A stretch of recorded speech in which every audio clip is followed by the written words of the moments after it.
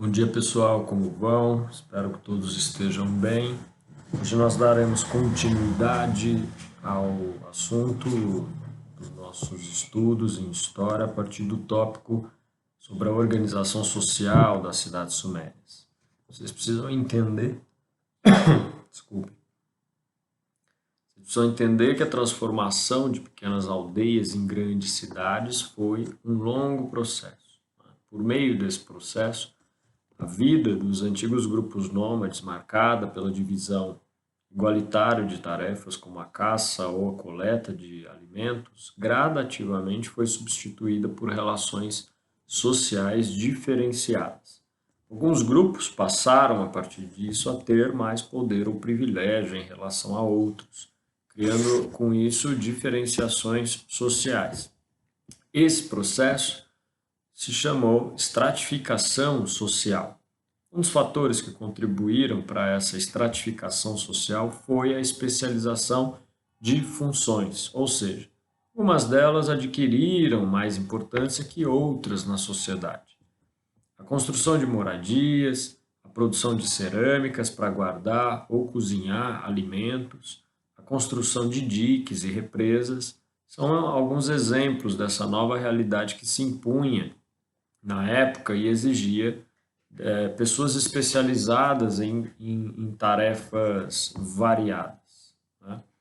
Ao comentar com vocês a respeito desse conceito, né, de estratificação social, seria importante tentar fazer uma argumentação que propusesse uma ponte com o contexto atual, observando, por exemplo, a desigualdade social que há no nosso país. Né? Grande parte dessa desigualdade advém, né, dessa ideia de valorização de certos grupos da sociedade em detrimento de outros. Né? Assim, no momento em que a Mesopotâmia se organiza em torno de uma estratificação social, de certa forma começa a se estabelecer uma desigualdade social, embora com características diferentes da desigualdade que se estabelece hoje. Né? Na apostila de vocês, na página 56, existe um box, né, uma nota sobre esse tópico. E seria importante mostrar aí para vocês que a estratificação social, apesar de ter possuído uma conotação negativa, também trouxe benefícios. Né?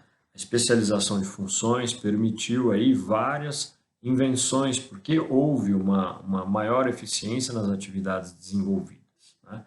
A gente pode ler esse box, essa nota na página 56, em que se diz que se por um lado a especialização de funções resultou em uma estratificação social, por outro ela permitiu então inovações e descobertas. Esse foi o caso, por exemplo, da invenção do arado de ferro e da roda, ambos criados pelos sumérios. O arado permitiu que terras mais duras, situadas longe dos rios, fossem revolvidas, né, aumentando assim a produtividade agrícola. Já a roda, por exemplo, possibilitou, entre outras coisas, que os veículos atrelados aos animais carregassem então uma quantidade muito maior de produtos. Né?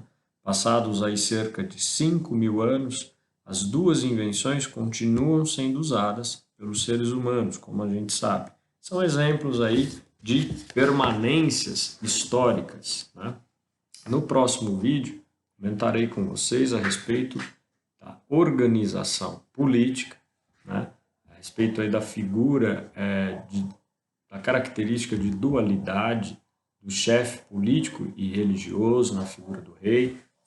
Falaremos sobre os sacerdotes, os templos e religiões, e depois ainda sobre os altos funcionários públicos e chefes militares, sobre os comerciantes, sobre os escribas e depois, por fim, a respeito dos trabalhadores livres e dos escravos.